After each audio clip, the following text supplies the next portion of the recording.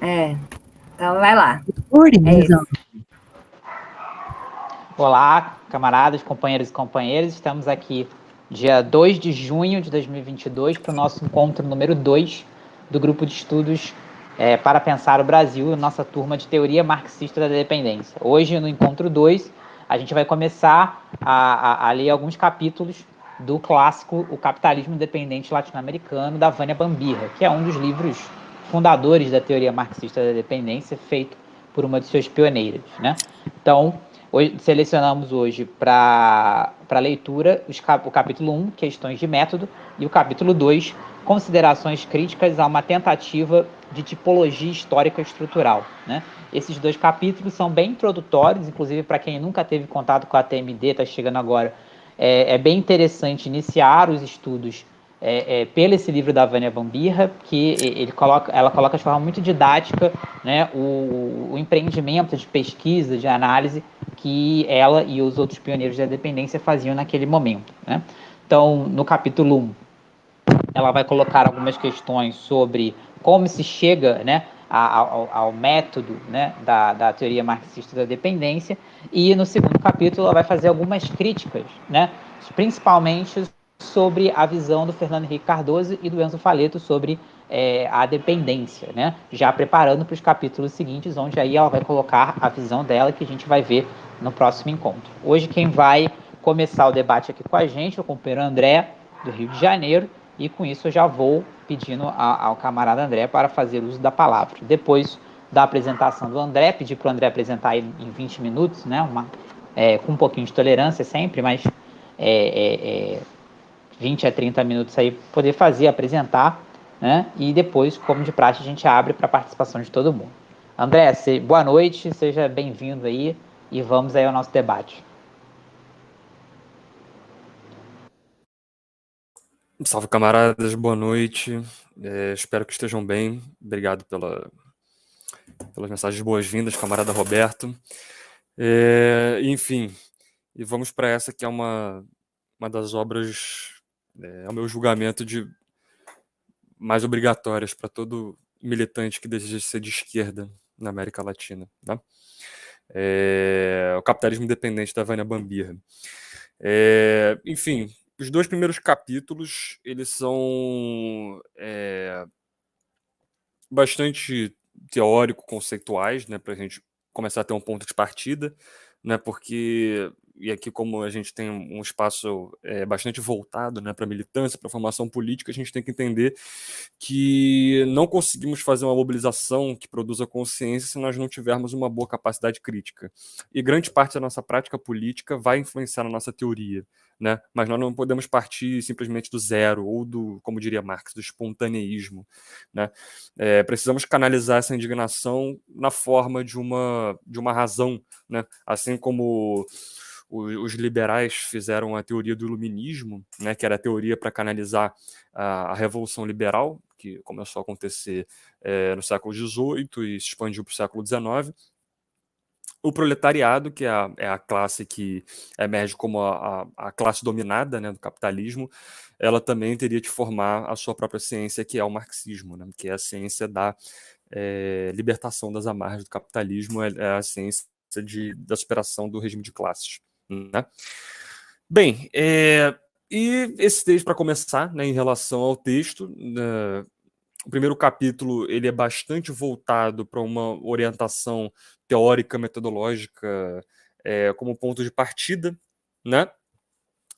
Desmistificando algumas visões que se tinham em relação ao desenvolvimento na América Latina, em especial no Brasil, né? E a Vânia Bambirra, uma das primeiras coisas que ela pontua é que, e é é uma frase inicial, inclusive, do livro do Marini, né, que é outra grande figura da teoria marxista de dependência, no livro dele sobre desenvolvimento e revolução, que é a história do capitalismo global, né? Não exatamente nessas palavras, não, mas a história do capitalismo global é a história do subdesenvolvimento latino-americano. Né? Então, o subdesenvolvimento latino-americano e o desenvolvimento do capitalismo global, né? eles operam em uma relação dialética, né? E é isso que a gente precisa como ponto de partida, né? A dialética entre o subdesenvolvimento da América Latina e o desenvolvimento das forças produtivas nos países chamados, né, na época, o primeiro mundo, né? Não que não possamos usar essa terminologia hoje ainda, né? E muito do nosso... não que aqui não houvesse nenhum tipo de industrialização, né? Não quer dizer que sejamos subdesenvolvidos, que nós não tenhamos um desenvolvimento das forças produtivas no Brasil e na América Latina, né? Mas a Vânia Bambir, ela pontua que esse desenvolvimento, né, das nossas forças produtivas, ele sempre se dará submisso aos interesses dos países centrais, né? E um exemplo grande, bastante eloquente disso, que foi posterior à obra da Vânia Bambir, foi o próprio desenvolvimentismo que a gente teve na ditadura, né? Que a gente teve, teve uma política desenvolvimentista conservadora, né? Que preservou, entre outras coisas, a concentração de terras, enfim, aprofundou a concentração de terras, mas o desenvolvimento que houve na ditadura, que era um desenvolvimento submisso ao desenvolvimento dos países de capitalismo central, né? Não eram indústrias tão complexas, né? E tão com uma capacidade produtiva semelhante aos países como os Estados Unidos, que despontava como hegemonia à época, e os países europeus, enfim, o Japão, e posteriormente Coreia do Sul, os tigres asiáticos, a China, enfim. E outra coisa que ela pontua em relação aos ideólogos do capitalismo, né? Que eles acreditam num cenário favorável dentro da ordem, né? E, lógico, com esse discurso mantendo a própria ordem, né? Acreditam fielmente, né? Analisando com base em dados econômicos superficiais que não necessariamente traduzem a realidade, e aqui a gente diz a realidade concreta, a realidade material, que se orientam a partir de cenários otimistas em relação ao futuro, como se estivéssemos num cenário, por exemplo, francês, inglês ou estadunidense, de que as crises passam e depois a gente tem um novo boom do capitalismo, né? Depois, enfim, o Teotônio dos Santos vai desenvolver isso melhor quando ele fala de ciclos de Kondratiev, essas coisas. Mas, enfim, na crença de que nós poderíamos, de certa forma, alcançar o desenvolvimento visto nos países desenvolvidos, né? Nos países de primeiro mundo. Né? Se acreditava, né? Isso foi uma coisa refutada nem pelos teóricos marxistas da dependência, foi refutado pela própria CEPAL, né? De que já considerou o cenário improvável de que aqui a gente pudesse alcançar um desenvolvimento semelhante ao desenvolvimento visto nos países do primeiro mundo, né? E a CEPAL, a partir da CEPAL, já começa a se discutir de que aqui seria muito improvável nós conseguirmos um desenvolvimento semelhante, tais quais a Europa ou os Estados Unidos. Porque, por mais que a gente pegasse alguns poucos dados econômicos superficiais, né?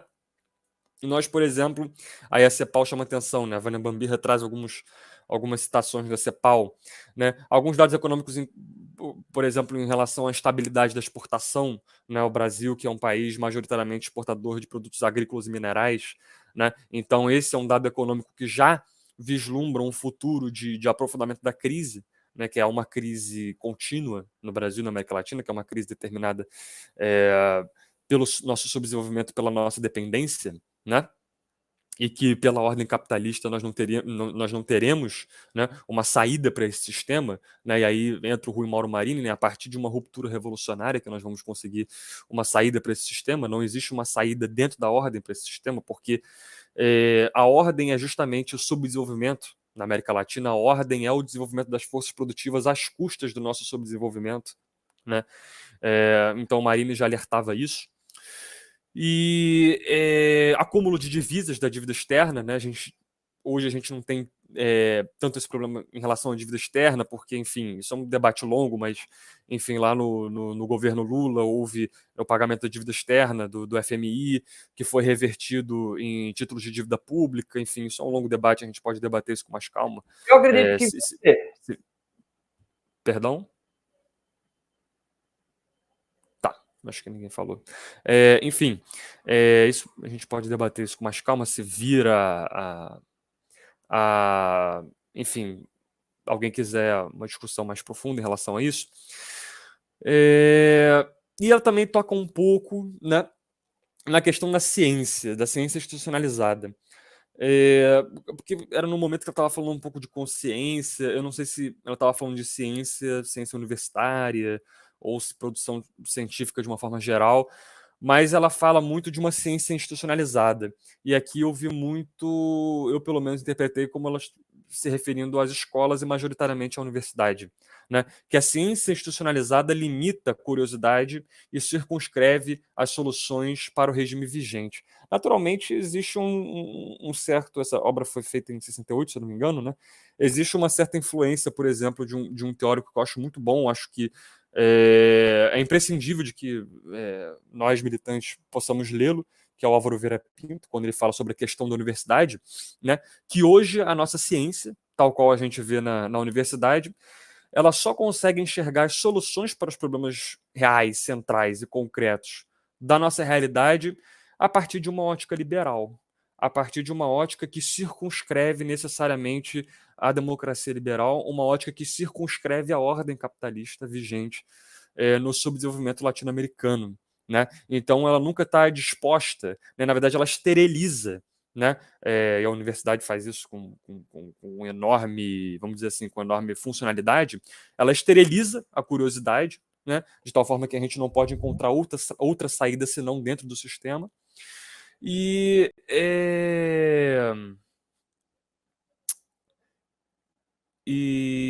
ela circunscreve as próprias soluções, né, dentro do regime, né, como se vivêssemos, né, em caixinhas subordinadas às instituições do capitalismo ocidental importado da Europa, que, enfim, acaba chegando ao Brasil, né? Além disso, as interpretações que se tinham à época, né, inclusive isso vai influenciar um pouco da crítica que os teóricos da dependência vão fazer, por exemplo, ao Enzo Faleto e ao Fernando Henrique Cardoso, né, de que muitos dos nossos problemas concretos e problemas urgentes que víamos na nossa realidade no Brasil e na América Latina são problemas estruturais, só que vistos muito conjunturalmente. Isso entra um pouco a questão dos ideólogos do capitalismo dependente, né? De que enxergavam, e a própria ciência institucionalizada enxerga os problemas vistos como a pobreza, o abismo, a desigualdade que nós... Enfim, toda a sociedade capitalista, pelas próprias contradições de classe do capitalismo, tem desigualdades acentuadas, mas aqui no Brasil ela assume uma feição ainda mais bruta, né, mais considerável. A desigualdade, a pobreza, a miséria, o racismo, etc., que são problemas, na verdade, estruturais, são problemas que concernem a nossa estrutura, não são problemas que vão ser resolvidos derrubando um governo ou elegendo um ou outro, né, governos que fazem parte de uma conjuntura, né, mas, na verdade, são problemas que concernem a Estado, a política, a economia, a cultura, são problemas enraizados no Brasil, não necessariamente enraizados desde o descobrimento, mas problemas que se desenvolvem ao longo da nossa história, né? Então, portanto, não seria um problema que a gente poderia resolver com um simples, por exemplo, processo eleitoral, né? E que muitos desses problemas são vistos que não são pela incapacidade de governos, e sim pela incompatibilidade histórica de nós termos um projeto de desenvolvimento e ainda por cima liderado por uma burguesia, né?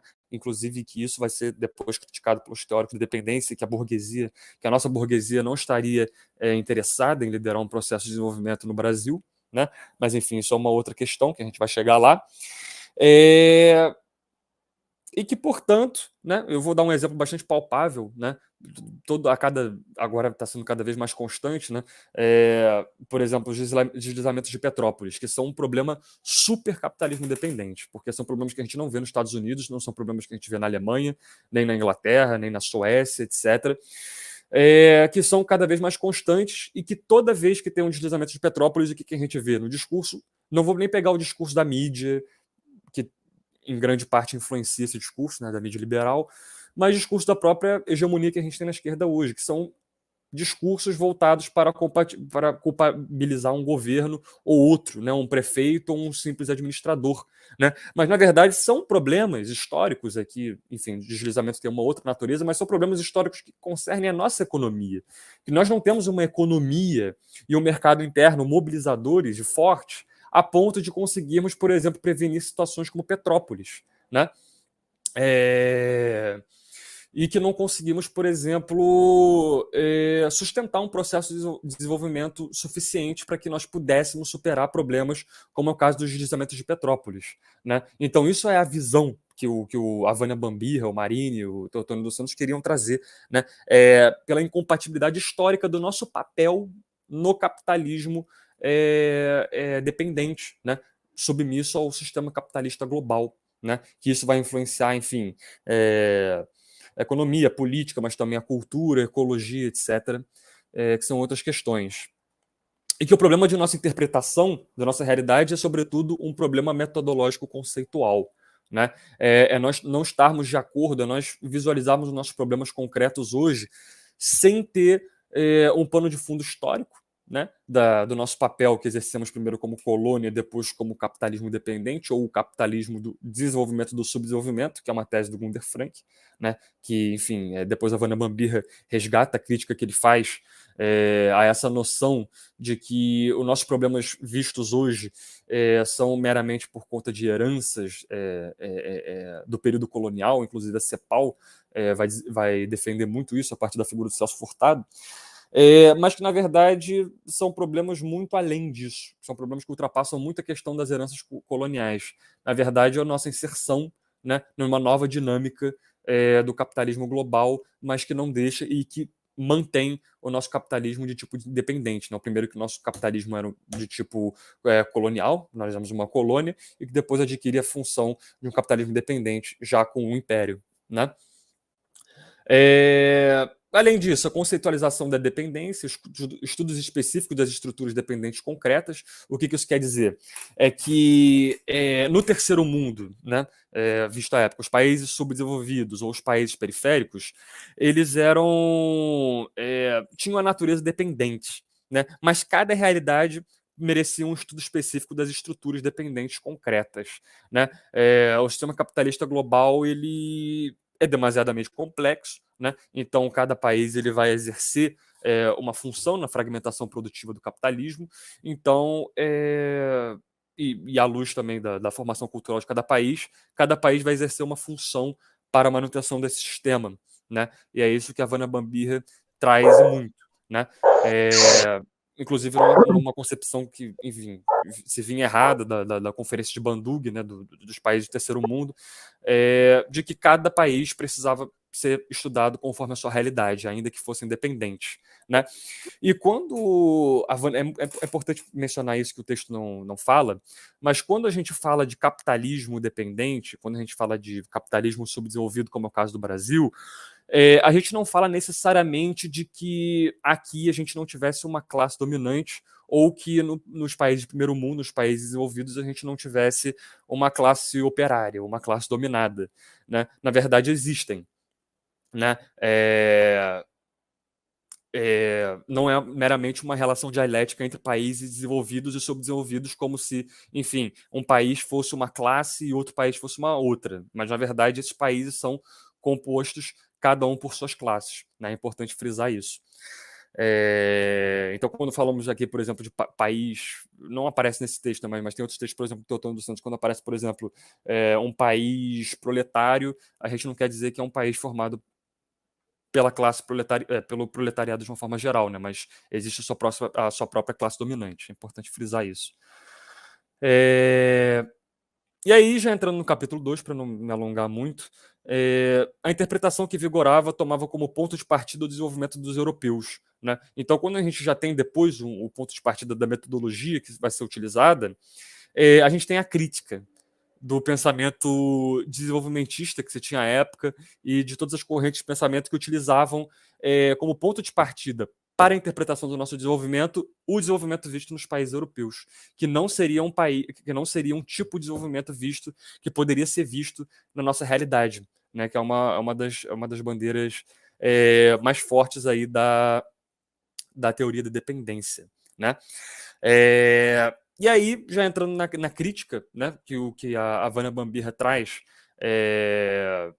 ao FHC, ao Enzo Faleto, mas sem antes mencionar alguns pontos que eu destaquei em relação ao texto que ela cita dos Santos. Ela cita alguns trechos, né, do texto do Teotônio dos Santos, que é um texto também essencial, presumo que a gente vai ter contato aqui com ele, mas, em suma, ela traz muito Teotônio dos Santos para dizer o quê? Para dizer que o desenvolvimento do capitalismo visto nos países desenvolvidos, ele não seria possível se não houvesse o subdesenvolvimento aqui na América Latina e nos países africanos e asiáticos, né? Então, ou seja, se não houvesse, né, essa estruturação da divisão internacional do trabalho, dos países periféricos servindo como mão de obra barata, como exploração de recursos, minerais, naturais, etc., não haveria vias para o desenvolvimento do capitalismo europeu, estadunidense ou japonês, sul-coreano, etc. Né? Na verdade, o subdesenvolvimento na América Latina é que condiciona o capitalismo e o capitalismo desenvolvido e o sistema capitalista global de uma forma geral, né? E aí ela entra na crítica ao FHC e ao Enzo Faleto, né, que acreditavam que as colônias de povoamento, né, que é um conceito do Élisée Reclus, que é um anarquista, eram mais propensas a desenvolver mercado interno e organização espacial própria por conta da ocupação dos trabalhadores rurais e de órgão administrativo, né? Era uma visão que existia uma visão na época, né, e existe essa visão até hoje, de que o tipo de colonização que a gente pode ter, né, o tipo de país colonizador não é o caso aqui, o tipo de país colonizador e o tipo de colonização, que é o caso aqui, poderia afetar, de certa forma, o nosso desenvolvimento, né?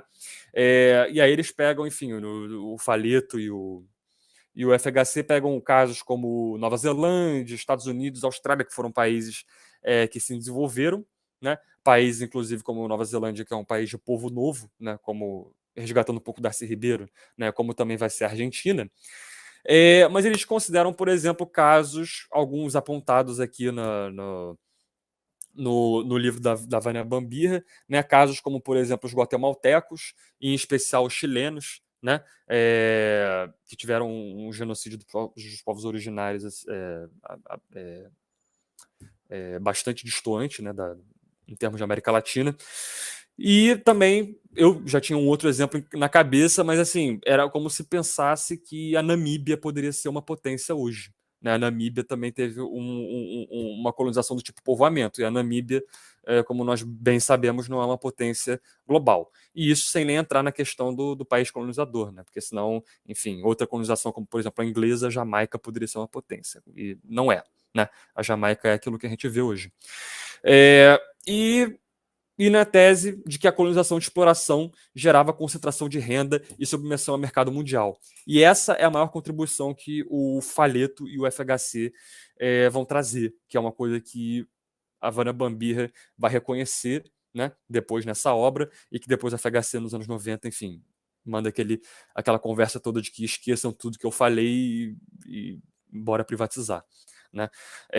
Mas essa foi uma importante contribuição que o FHC e o Faleto trouxeram, né? É que, de fato, a colônia de exploração, né? A gente tem aqui no caso do Brasil, né?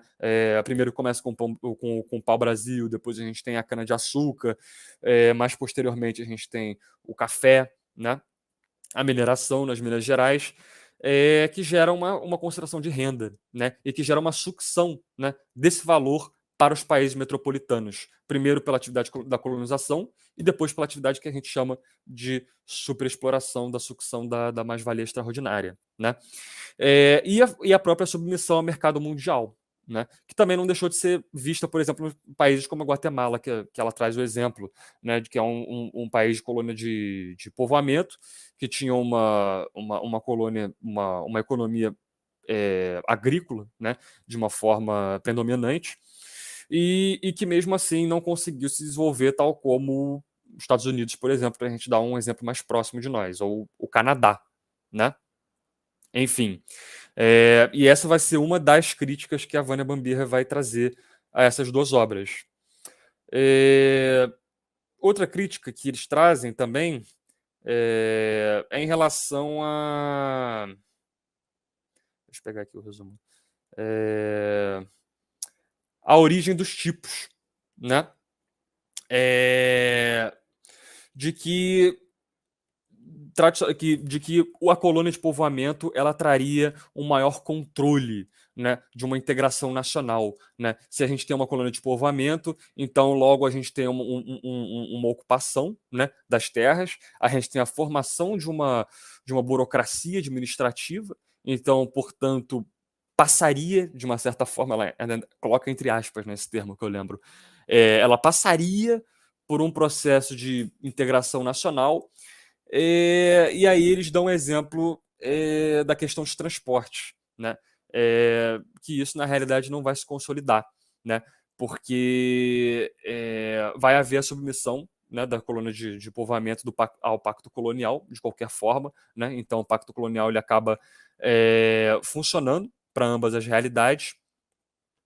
E uma outra questão também que ele não traz, né, que o FHC, a Faleto, não traz, é que a integração de transporte, na verdade, ela nunca foi feita de uma forma integrada, né? A gente tem inúmeros exemplos na América Latina, por exemplo, de ferrovias instaladas pelos ingleses, por exemplo, antes os espanhóis, depois os ingleses, de ferrovias com, por exemplo, de tamanho de bitolas diferentes, né? Ou seja, não conseguia integrar a ferrovia, integrar diferentes linhas, né? Na verdade, né, isso tem muita questão lá da urbanização da América Latina, o Aníbal Quijano é outra recomendação que eu trago para vocês, né? Que fala justamente em relação à cadeia de transportes, como ela estaria orientada para o mercado externo, né? Como ela ligaria o interior, né, dos países, né? Inclusive de atividade mineradora, como foi o caso aqui da América do Sul, aos grandes portos, né? A formação das cidades-porto, né? Retomando o Darcy Ribeiro. E outra crítica que ela traz é em relação à visão que eu tinha trazido aqui para vocês antes, né? De que a origem do nosso subdesenvolvimento estaria na herança colonial e de que, de certa forma, uma nova bomba de desenvolvimento capitalista no Brasil poderia sanar essa questão, quando não é o caso, né? Quando é o caso, por exemplo, de reformas estruturais, e aí ela pega o exemplo da Guatemala, se eu não me engano, de que foi feita uma reforma agrária liberal, né? Era uma reforma agrária que não era do tipo da reforma agrária como, por exemplo, teve na França, né, da Revolução Francesa, ou a reforma agrária vista na Irlanda, na Inglaterra, etc., que eram países que fizeram uma reforma agrária para sustentar o mercado interno. E essa é uma outra questão que a teoria marxista de dependência traz, né? De que aqui na América Latina e nos países subdesenvolvidos, a gente não vai ter um mercado interno, né? E a reforma agrária vista na Guatemala, o caso chinês merece uma outra análise. Talvez a gente possa debater isso depois. Mas na Guatemala vai ter uma reforma agrária orientada para o mercado externo, né? E a Guatemala e majoritariamente os países do Caribe, né, do Grande Caribe que a gente conhece hoje, mas especialmente ali do Caribe, vão exportar muitas frutas tropicais, açúcar, enfim. É o caso do Haiti, por exemplo. Outra questão também que ela traz é a crítica à classificação dos países, né? De que alguns países subdesenvolvidos seriam, de certa forma, teriam um papel de desenvolvidos frente a outros subdesenvolvidos, né?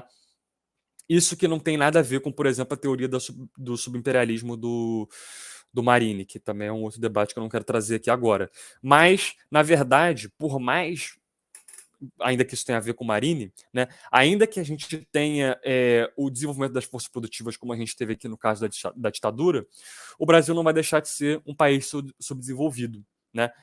Ainda que ele tenha que exportar parte do seu capitalismo para outras regiões aqui próximas, né?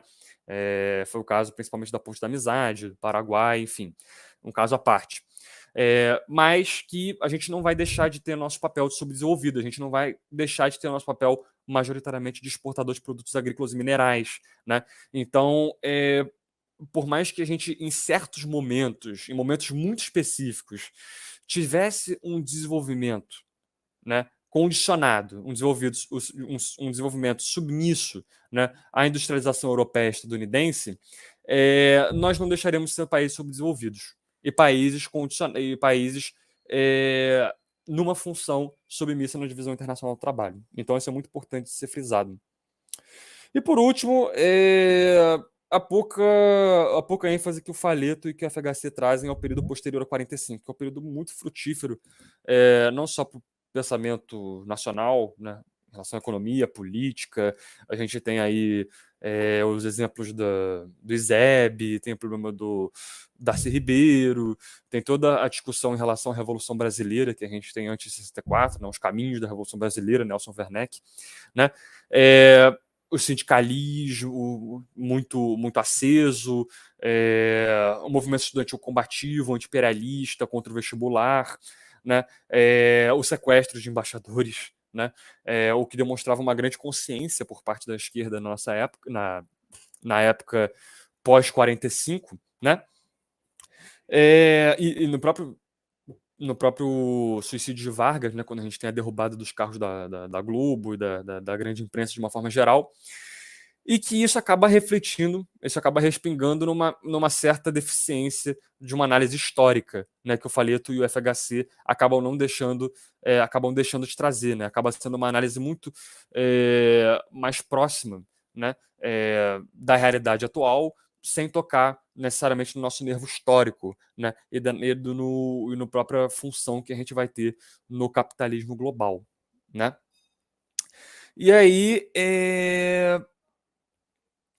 enfim, é isso em relação ao texto da Vânia Bambirra. Então, como formação militante, eu acho que as questões principais aqui são: não temos uma saída pela ordem capitalista, né?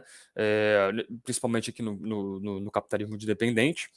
As análises conjunturais são irrelevantes, assim como tirar um governo e colocar outro, porque são questões que tocam a questão do Estado, da política. Não que nós não tenhamos influência no processo eleitoral, nós temos que sempre participar do processo eleitoral, isso é uma questão do Lenin, né? Mas que eles não vão ser suficientes para nos superarmos no capitalismo dependente periférico, que a gente vê no Brasil. E de que nós temos que estudar a fundo a realidade brasileira, né? Ainda que nós estejamos na categoria dos países dependentes, né, como também muitos países africanos e muitos países asiáticos, a nossa realidade é dada por uma especificidade que nós precisamos estudar. Então, nós não podemos contar com, por exemplo, instituições de pesquisa e universidade para a gente podem auxiliar, né, alguma exceção ou outra, mas nunca sozinhas vão conseguir um pensamento à luz de uma consciência nacional, né, à luz da historicidade e da concretude da nossa realidade brasileira, né? Enfim, camaradas, era isso a minha contribuição que eu queria trazer. Estou aberto a debate, passo a palavra para o camarada Roberto. Bom, obrigado, André, muito obrigado por sua apresentação e mais ainda por feito sozinho, né? A ideia era fazer em dupla, mas infelizmente a companheira que o acompanharia hoje não pôde estar presente aqui por questão de trabalho. Eu queria abordar outros pontos que também tem, né, que o André não abordou, mas que também estão presentes nessa primeira sessão, que eu acho que são pontos relevantes desses dois primeiros capítulos da Vânia. Um deles, assim, que é bem introdutório no estudo da dependência, que a gente já tinha abordado no nosso primeiro encontro, né, quando a gente fez aquela panorâmica sobre os conceitos principais, né, é que logo de cara, né, nesses dois primeiros capítulos, a Vânia marca uma posição, né, bem colocada, né, que é: capitalismo dependente não é ausência de capitalismo, né? Não é um capitalismo atrasado, né, em comparação ao capitalismo dos países centrais. Ele não é um momento da história, né, que os países imperialistas já passaram e que nós vamos seguir a mesma linha deles e com isso chegaremos, né, lá no mesmo patamar deles. Não é. O capitalismo dependente é uma conformação específica, né, de capitalismo, e ele faz parte do próprio processo histórico de expansão do capital, né? A formação do mercado internacional, do capitalismo como um sistema internacional, vai desenvolver dentro das suas contradições, países hegemônicos centrais de um lado e países dependentes do outro, né? Então, o que se afirma é que o sistema internacional capitalista, ele tem países centrais e periféricos, ele não funciona de outra forma, né? Porque existe uma divisão internacional do trabalho, e que os países periféricos, não, eles não são uma anomalia, né? Como se fosse uma anomalia do sistema, uma coisa que precisa ser corrigida, nem é um gradualismo, né? Como a gente vai fazendo mais capitalismo até chegar lá no nível dos países centrais. Não, eles são parte intrínseca do sistema, né? Isso é muito importante, né? Ela chega, inclusive, no início do capítulo 2, né? Ela apresenta assim, muito rapidamente algumas ideias vigentes na época, né? Mas que, na verdade, estão disseminadas até hoje, né? Da ideia dos países, do subdesenvolvimentismo primeiro como gradualismo, né? Não, a gente vai fazer tudo que os países centrais fizerem, vamos chegar no nível deles, como se fosse uma coisa gradual, e não é. E outras teses que, inclusive, eram teses de darwinismo social puro, né? Racismo puro, né? Como se os países periféricos não dão certo por causa, né, da composição étnico-racial, de indígenas, negros, etc., e os outros deram certo porque eram brancos, né? Antes dela entrar na crítica a crítica mais intensa às teses do Fernando Henrique Cardoso e do Enzo Faleto, né? E aí, daqui a pouco a gente vai aprofundar um pouco mais sobre isso, o porquê que ela dá ênfase a essa crítica, né? Mas é crucial a gente compreender que o capitalismo independente é um produto da própria expansão do capital. Isso é um ponto, assim, incontornável para a gente estudar o capitalismo independente, né? E aí a gente tem, né, já dentro do escopo, né, do corte histórico que ela vai fazer, né, pós-45, né, pós-Segunda Guerra Mundial, né, onde não só ela, mas como Marine, como Teotônio também vão demonstrar que se vivia naquele momento um novo, né, um novo patamar da dependência, um novo momento da dependência, né, na crítica ao desenvolvimentismo, né, porque a gente também discutimos no primeiro encontro como, né, que a ideia do nacional desenvolvimentismo, que teve, né, como seu principal polo de pensamento radiador, né, a CEPAL, né, como que se acreditava muito naquela época que a industrialização, o movimento de industrialização de alguns países periféricos, como o Brasil, levaria, né, à aquisição das forças produtivas, dos processos produtivos mais avançados e, consequentemente, se levaria ao rompimento com a dependência, né, e com o subdesenvolvimento. Isso não era verdade, né? A teoria da dependência ela surge justamente, entre outras coisas, como crítica, né, essa ideia de né, superação do subdesenvolvimento simplesmente pelo processo de substituição de importações, né, de industrialização, modernização das suas economias. Não. Né? Por quê? Porque esse processo de industrialização de alguns países periféricos, né, já estava orientada pelos interesses imperialistas. Né? Ele é um processo de reconfiguração das estruturas socioeconômicas dos países periféricos, que é uma característica fundamental da condição de dependência. Né? O Marini também vai trabalhar muito isso. Né? O que designa a estrutura dependente, entre outras coisas? A estrutura socioeconômica do país dependente ela é reconfigurada de acordo com os interesses do mercado internacional e não de acordo com, digamos, um desenvolvimento autônomo do próprio capitalismo nesses países. Né? Então, no século XIX, o Brasil era exportador, aquele clássico, né? Exportador de matéria-prima e importador de produto industrializado. Ao longo do século XX, ele passou por um processo de industrialização, né, porque ele cumpria uma função dentro desse sistema internacional. Né? Inclusive, depois o Marini vai criar o conceito de subimperialismo e tudo mais. E hoje, com o neoliberalismo, faz o contrário. Toda aquela industrialização está sendo destruída, a gente está passando por um processo de reprimarização da nossa pauta exportadora. Por quê? Porque é isso que demanda hoje o mercado internacional. Né? Então, essa estrutura socioeconômica brasileira, como de qualquer país periférico, ela é remodelada de acordo com os interesses do mercado internacional e não de acordo com os movimentos, com as contradições internas do nosso próprio capitalismo. Ao contrário do que acontece com os países do centro hegemônico. Né? Então, essa reconfiguração socioeconômica é um ponto muito importante da dependência. E é isso que a Vânia estava trabalhando naquele momento. Né? Quando ela e todos os pioneiros da dependência discordam, né, da substituição de importações, da industrialização como algo capaz de romper com o subdesenvolvimento com a característica de dependência. E aí ela afirma lá na página 37, né, o fracasso dos programas elaborados é atribuído mais à falta de competência dos governos em efetivá-los do que à impossibilidade histórica de serem realizados. Né? Então, assim, o que os liberais, os pró-capitalistas colocavam era o que? Não deu certo porque os governos não fizeram direito. Quando a crítica da teoria marxista da dependência não é que eles não fizeram direito, é porque historicamente era impossível de fazer. Não é através da substituição de exportações da industrialização que se rompe com a dependência e com o subdesenvolvimento. E aí eu queria convidar vocês para a gente ler um parágrafo importante aqui na página 38. Deixa eu tentar projetar aqui na tela. Tô com ele aqui. Tá aparecendo aí, gente? Dá um ok no chat aí se tá aparecendo. Deixa eu aumentar aqui para ficar maior. Beleza. Né? Aqui na página 38, tem essa parte aqui que ela diz assim, né? Agora aumentou demais. É nesse sentido que partimos da conceitualização, né, da categoria de dependência, mas não a utilizamos conforme fez, em certos momentos, a ciência oficial, que buscou encontrar nesta categoria a explicação de um pretenso fenômeno externo e coercitivo da situação latino-americana. Ou seja, a dependência não é simplesmente a imposição de fora para dentro. Né? Continuando. Tratamos de redefini-la e utilizá-la como a categoria analítico-explicativa fundamental da conformação das sociedades latino-americanas.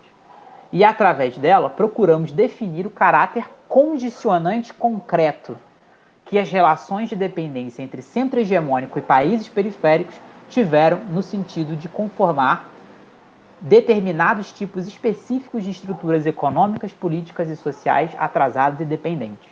Né? Então, o que ela diz aqui para a gente é que a independência também não é simplesmente uma imposição de fora para dentro, mas é a própria maneira como o capitalismo se estruturou nesses países periféricos. Né? Óbvio que há imposições externas e internas, óbvio que há imposições dos centros hegemônicos contra os países periféricos, mas não é só isso. Né? O capitalismo independente ele também é uma estrutura socioeconômica, né?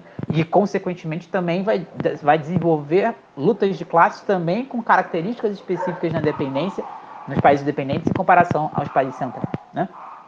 Então, inclusive, vai definir a posição da burguesia dependente, né? Que não rompe com o imperialismo. Né?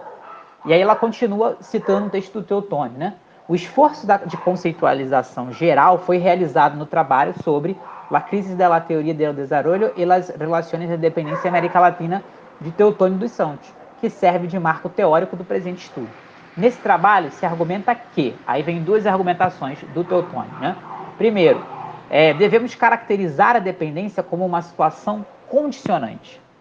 A dependência é uma situação na qual certo grupo de países tem sua economia condicionada pelo desenvolvimento e expansão de outra economia a qual se encontra submetida. Uma situação condicionante determina os limites e as possibilidades de ação e comportamento dos homens.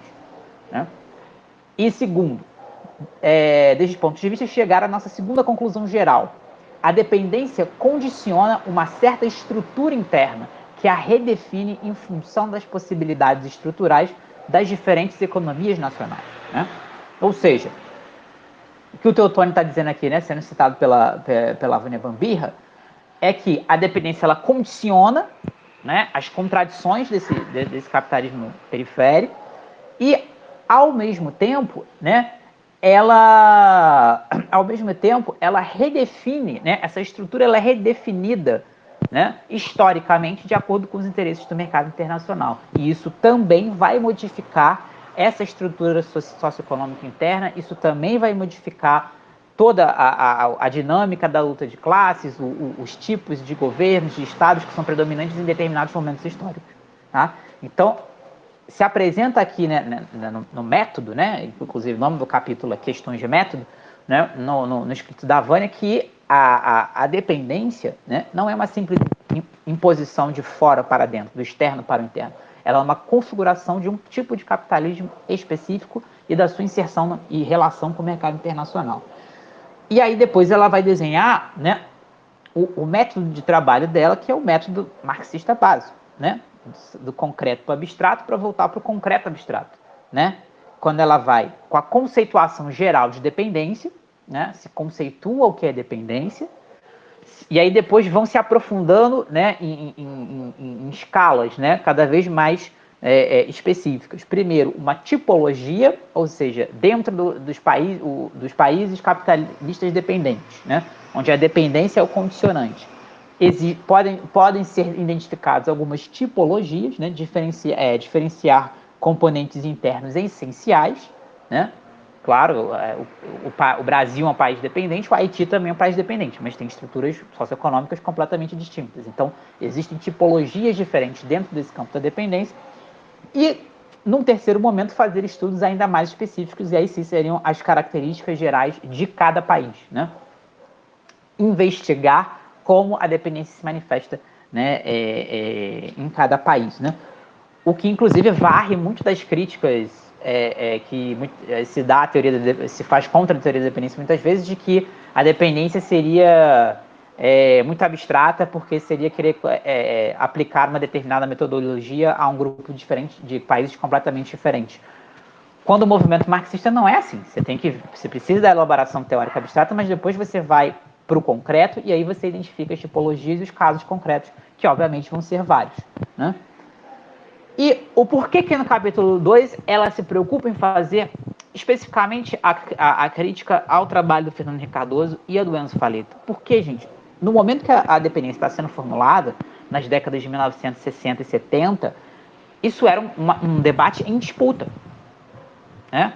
O FHC, e junto com o Faleto, que era chileno, eles também vão elaborar uma teoria da dependência deles, mas que não era uma teoria da dependência marxista, né?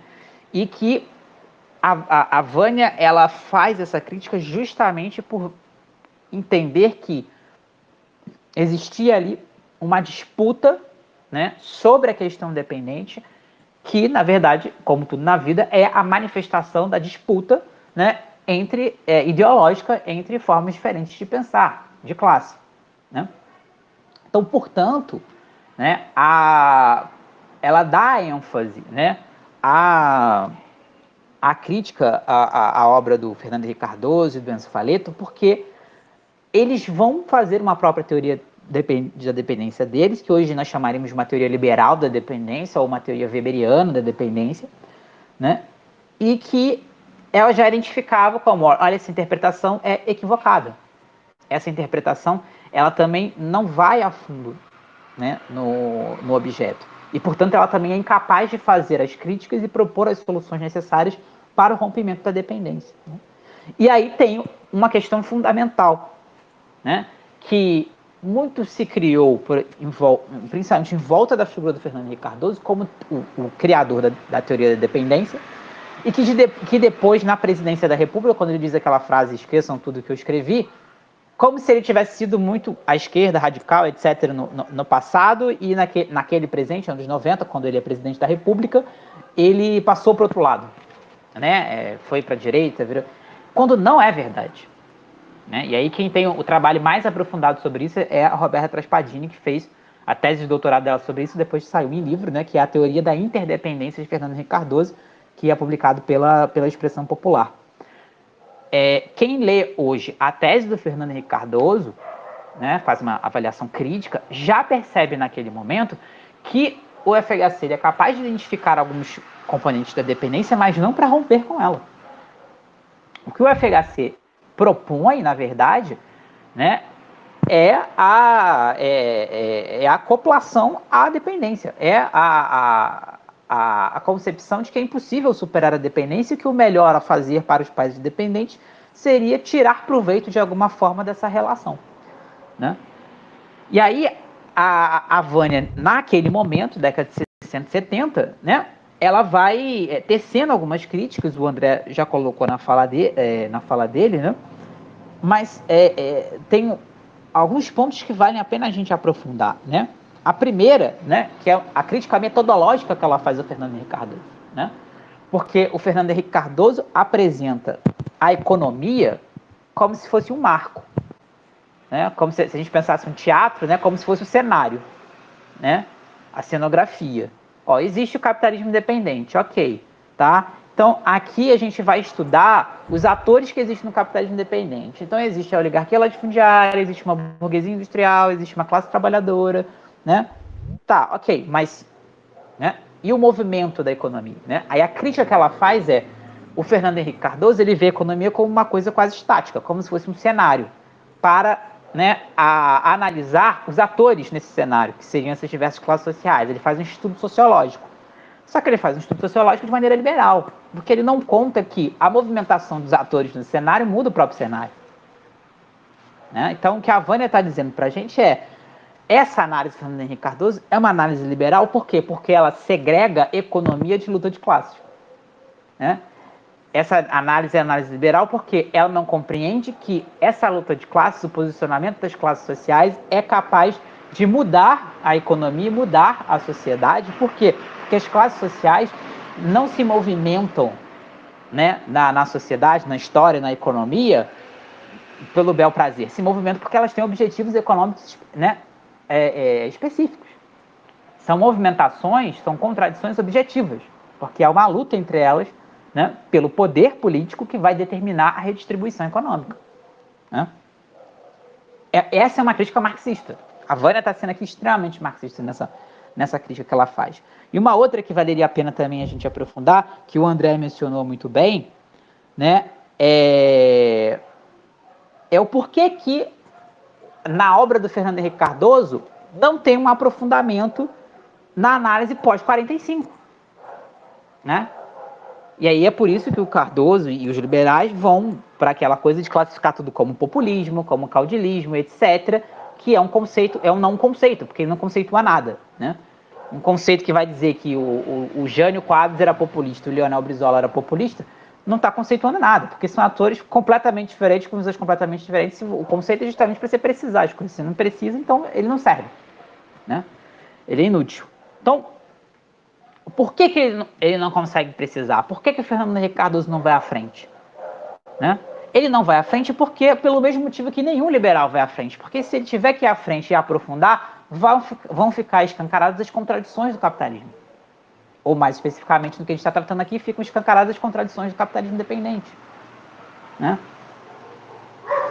Porque aí ele teria que chegar à mesma conclusão de que não há, né, se ele for escancarar, né, a burguesia e aprofundar o estudo sobre a burguesia nos países independentes, ele vai ter que chegar à conclusão que realmente, não tem sentido.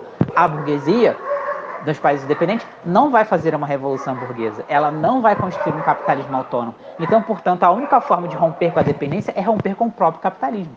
Então, a solução para o capitalismo independente, ela não está dentro do sistema, ela é extra-sistema, portanto, ela só pode ser superada de maneira revolucionária, que é a conclusão que os marxistas da dependência, como a Vânia, vão chegar. Né? Então, o que a Vânia deixa para a gente aqui, já naquela época, na década de 70, né, quando muitos, inclusive, achavam que o Fernando Henrique Cardoso era marxista, e não é, né, e eu convido vocês a lerem as obras do Fernando Henrique Cardoso da época, né, e um bom marxista vai perceber que aquilo não é marxismo, tá? A crítica que a Vânia já faz na época é que, olha, essa leitura da dependência não interessa. Essa leitura da dependência, ela é limitada. E por que ela é limitada? Ela é limitada porque ela não pode chegar, né, ela não pode chegar ao extremo. Ela não pode, né, desnudar completamente o objeto. Ela não pode ir a fundo totalmente no objeto, senão ela vai escancarar os limites do próprio capitalismo independente. Então,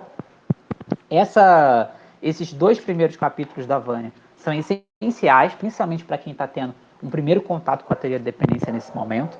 Né? Novamente agradeço ao André pela exposição, né? E convido todos a lerem mais a Vânia Bambirra. Né? É bom destacar também aqui, né? A Vânia Bambirra, uma grande intelectual brasileira, uma grande revolucionária, sempre, né, nunca fez, e isso está até nos livros dela, em outras pessoas escrevendo sobre ela, né, nunca fez teoria por fazer, né, sempre pensou, sempre foi uma intelectual militante, né, sempre fez a sua carreira intelectual casada com a sua militância, né, e ser enfim, para as mulheres, estar sempre num ambiente, né, masculinizado, como é o ambiente da academia, sempre foi difícil. Imagine você ser isso na década de 60 e mais, sendo uma teórica, né? Escrevendo teoria, né? Então, a Vânia tem um papel fundamental, não só na teoria marxista da dependência, mas nas ciências sociais brasileiras e latino-americanas como um todo. Para fechar, é importante lembrar que o Fernando Henrique Cardoso teve esse debate, principalmente com o Marini, na década de 60.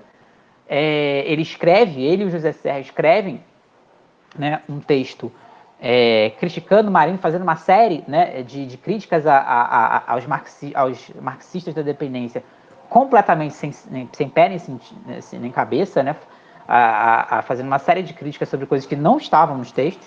Isso foi originalmente publicado no México, numa revista que saiu o texto do Fernando Henrique Cardoso do Marini, o texto do Fernando Henrique Cardoso e do José Serra, e a réplica do Marini respondendo eles, né? E depois esse texto foi publicado no Brasil pelo Fernando Henrique Cardoso e não saiu com a réplica do Marini, né? E o Marini e a dependência, os marxistas da dependência sofreram mais um exílio, porque como voltaram para o Brasil, não tiveram, né, as suas obras publicadas no Brasil, coisa que fez com que a maior parte desses teóricos fosse mais conhecido em outros países da América Latina do que no Brasil, do que no próprio país deles, até os anos 2000, quando ali na década de 2000 começam a ser publicados esses textos, né? E hoje estão sendo cada vez mais utilizados na teoria. Para a gente ter uma ideia, o Capitalismo Independente Latino-Americano da Vânia, né, só foi publicado no Brasil em 2012. Essa edição aqui que eu estou segurando foi feita pela Insular, né, editora lá de Florianópolis, 40 anos depois da primeira publicação dele, que foi no Chile, né, em 1972. Demorou 40 anos para esse livro ser publicado no Brasil. Inclusive está fazendo, esse ano de 2022, 10 anos que esse livro foi publicado pela primeira vez no Brasil. É isso, gente. Como de praxe, então eu agradeço novamente ao André. Vamos abrir aqui para os demais colegas se manifestarem. Obrigado.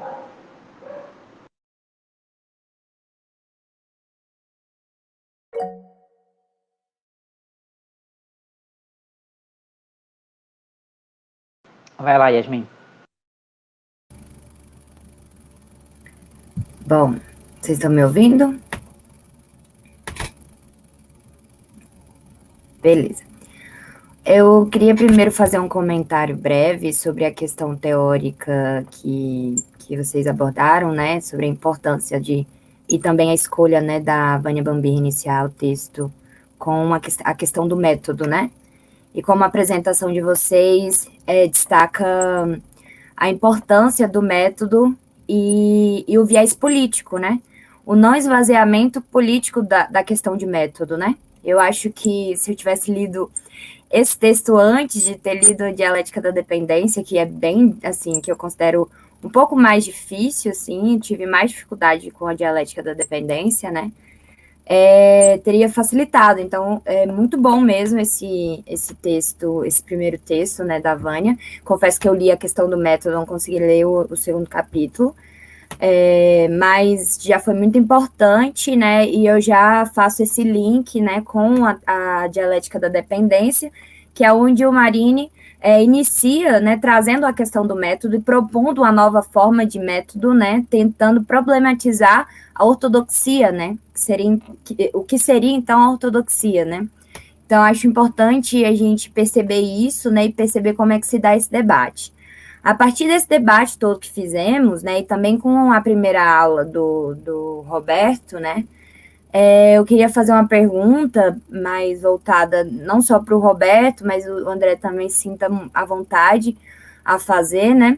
É uma pergunta que é mais no sentido de exercício de apresentação, de exposição mesmo do problema, que eu acho que o debate de hoje traz essa oportunidade, né, para perceber, então, como que essas reflexões em relação ao método, né, considerando todas essas características, né, da dependência, o que faz, o que torna importante para nós, militantes, né, na América Latina, tentar pautar o nacionalismo revolucionário ao ponto, né, de pautar também a Revolução Brasileira, né. Então, gostaria de ouvir vocês em relação a isso, e aí, né, gostaria de trazer essa pergunta, né, também com a provocação do debate, né, que vocês levantaram, pois compreendendo que, não, a partir da fala do Roberto, né, e também do André, que a a condição, né? A nossa condição de dependente não está, tipo,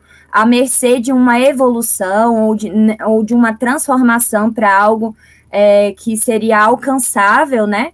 Qual o nosso lugar e nosso papel pautando esse nacionalismo revolucionário e a revolução também dos países periféricos, né? Então, assim, jogo assim mais para a gente trazer esse debate. Eu acho que vai ser interessante ouvir vocês. É isso.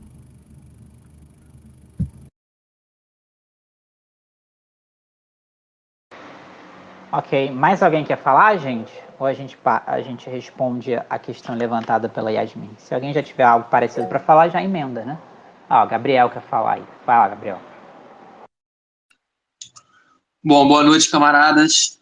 Primeiro, saudar esse espaço aí. Eu não pude participar do primeiro encontro, né?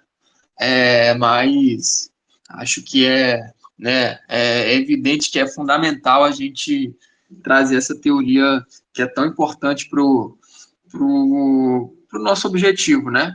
Que é a construção do poder popular, a construção de uma alternativa ao povo brasileiro.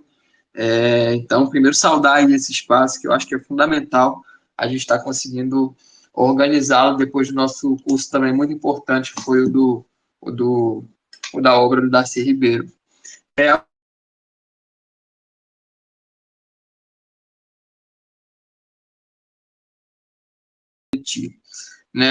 Uma primeira questão, o camarada Roberto mencionou, né, e eu queria falar um pouco mais sobre ela, em relação a esse movimento que a Vânia Bambirra faz, e eu acho que essa é uma característica particular da obra dela, né, que coloca ela numa posição muito importante para a gente, né, que é de trazer de uma visão geral da dependência, né, alguns elementos, e nessa passagem, elementos metodológicos que ela apresenta, né, para pensar as diferentes formações sociais da América Latina, né? Porque o Roberto mencionou isso, né? Uma das críticas comuns que existe à teoria da dependência é essa, de que seria uma teoria que generalizaria muitas situações econômicas, sociais diferentes, né? E, na realidade, eu acho que a teoria marxista da dependência ela consegue exatamente trazer essa compreensão do geral e do particular, né, no que concebe aí as nossas realidades, porque ela, ao mesmo tempo que indica algumas tendências que envolvem toda a América Latina e os países dependentes de forma geral também, né, inclusive fora da região latino-americana, ela, né, por meio da obra da pioneira da Vânia Bambirra, também apresenta como se relacionam essas tendências gerais aos casos mais particulares que a gente tem na região, né? Por meio dela que a gente consegue entender, ao mesmo tempo, que o Brasil é um país mais industrializado do que outros da América Latina, que a grande maioria, na verdade, né? E ao mesmo tempo em que o Brasil é um país dependente e que mantém essa condição subordinada na economia internacional. Como entender essa dupla situação? Eu acho que a teoria marxista da dependência ela consegue fazer essa leitura de uma maneira fenomenal, muito importante para a gente poder avançar e entender a questão nacional relacionada à questão latino-americana, né? Esse é um primeiro ponto que eu queria trazer. Um segundo ponto, né, dialogando um pouco com a fala do André, né, e com a passagem que a Vânia Bambirra faz uma crítica aí às teorias da CEPAL, né, que atribuíam a crise dos anos 60 aos governos, né, às políticas governamentais, né. Eu acho que é importante a gente pensar, principalmente no curso como o nosso, que está muito voltado à questão da militância, né? Como ler essas obras paramilitar, né? É importante a gente pensar né, o reflexo dessa leitura da teoria marxista da dependência na nossa prática, na conjuntura, né? Porque eu faço uma leitura da Vânia nessa passagem, quando ela coloca da impossibilidade histórica, né? Que não haviam condições objetivas para a superação daquela crise naquele momento. Ela está falando, sim, evidente, da economia, mas ela está falando também dos reflexos políticos que a situação dependente traz, né? Então, ela está falando das classes sociais, né? Do caráter da burguesia brasileira, que é isso, né? Não topavam ao imperialismo, de como isso também influía, né, na política de Estado, na política de governo que era implementada, e que não topava certos enfrentamentos, né? Eu faço uma leitura de que essas condições objetivas, elas são mais do que as condições econômicas, né? Elas também são condições políticas, ideológicas, que se relacionam à situação dependente do país. E isso me chamou a atenção, porque o camarada André, na fala dele, colocou o exemplo da situação de Petrópolis, né, das tragédias naturais. E eu entendo que é importante a gente, quando for analisar a conjuntura e formas de intervir nela, pensar que, né, nessas condições,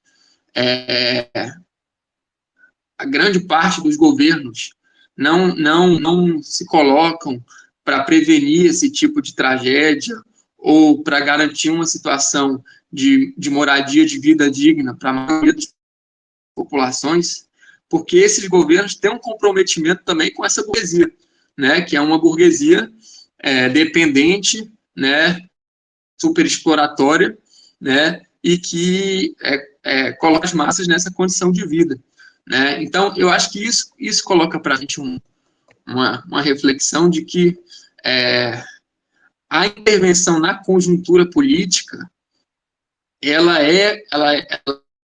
tem sua importância, né? Ainda que em situações essa intervenção não venha a, por exemplo, construir uma revolução socialista, né? Acho que nesse caso, né, que a gente tem, por exemplo, de uma prefeitura ou de um governo do estado, né, a gente não vai ter essa condição objetiva naquele momento, mas a gente conseguindo construir um governo que tenha compromisso popular com a classe trabalhadora, ele tem condições de, né, trazer uma situação material de vida melhor àquela população, né? Então, eu estou colocando isso porque eu acho que é importante a gente, no momento de pensar a militância, não acabar ter esse cuidado, né? Não acabar desvalorizando a nossa atuação conjuntural, né? E eu acho que a própria Vânia Bambir, no entendimento que ela traz de independência, ela traz essa visão que envolve elementos econômicos, políticos, sociais, que conformam em conjunto a situação de dependência. Então, eu acho que existe também essa dialética aí, e existem condições que a gente tem de atuar na conjuntura, né, em favor da classe trabalhadora, que fazem um enfrentamento, né, ainda que a situação revolucionária não esteja posta naquele. Enfim, eu acho que é uma reflexão, uma provocação também para a gente pensar, mas que eu vejo que a Bambir, ela traz essa perspectiva de análise também, quando ela faz a crítica principal, eu acho que ela não inviabiliza esse tipo de perspectiva, pelo contrário, né? Bom, é isso. Queria contribuir por enquanto. Obrigado, Gabriel. Mais alguém, gente?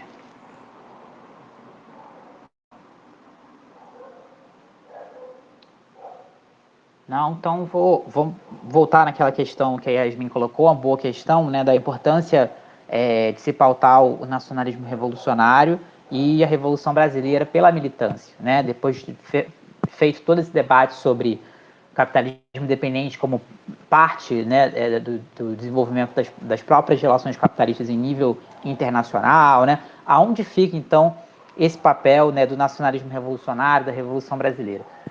André, você quer começar a responder isso e depois eu complemento? Pode ser, camarada. Achei que você já ia fazer a tua colocação, mas fica à vontade. Por mim, posso começar. Enfim, algumas questões aqui antes da gente entrar nessas últimas perguntas, últimas colocações. Primeira coisa, em relação à fala do camarada Roberto, em relação a enfatizando um pouco a figura da mulher, Vânia Bambirra, né? Acho que foi importante o camarada pontuar isso, porque hoje, vamos dizer assim, o debate feminista, né, que de certa forma assume uma hegemonia liberal, né? Quando Rosa Luxemburgo, Clara Zetkin, Alexandra Kollontai não precisavam falar de feminismo, mas sim de socialismo, né? E da libertação da exploração, né? Do homem pelo homem, e a gente diz homem aqui no sentido de ser humano, né? E que, mesmo assim, o pensamento feminista hegemônico no Brasil não resgata a figura da Vânia Bambirra, né? Que é uma figura que estava no aeroporto segurando uma filha recém-nascida, esperando o exílio, né? Do Brasil, né? Por conta de perseguição política, né? Isso que é a figura da mulher latino-americana, né? Que o feminismo não resgata, né? Enfim, e pouco a pouco nem mesmo em relação ao debate racial está se resgatando o Abdias Nascimento, né? Enfim, um apagamento de grandes contribuições. Se os cachorros aqui do vizinho estiverem atrapalhando muito, eu interrompo, mas enfim, se não tiver, ok. Outra coisa, em relação ao debate do caráter da nossa burguesia, né? Outra questão elementar da teoria marxista de dependência, só que não aparece tanto nesses dois primeiros capítulos, porque uma das diferenças basilares da CEPAL para os teóricos de dependência, que são críticos à CEPAL, é a descrença na burguesia como um meio, como um sujeito, né, que possa liderar um processo de desenvolvimento nacional. E isso tem muito a ver com o debate que a gente tinha nos anos 60, porque em termos de esquerda nos anos 60 a gente tinha o PCB, né, que tinha como figura o Prestes, né, que acreditava numa revolução nacional, né, desenvolvimentista, uma revolução que se acreditava no PCB de que teria que se fazer uma revolução liberal tal qual os ingleses fizeram e os franceses para que a gente pudesse alcançar o socialismo, uma categoria além de colonizada, etapista de revolução, né? Uma impostura militante e intelectual, né? Que, enfim, depois vai gerar um certo rompimento, inclusive o rompimento que a gente tem mais notório é o da Polop, que é a principal camada crítica em relação a essa conciliação de classes, podemos dizer assim.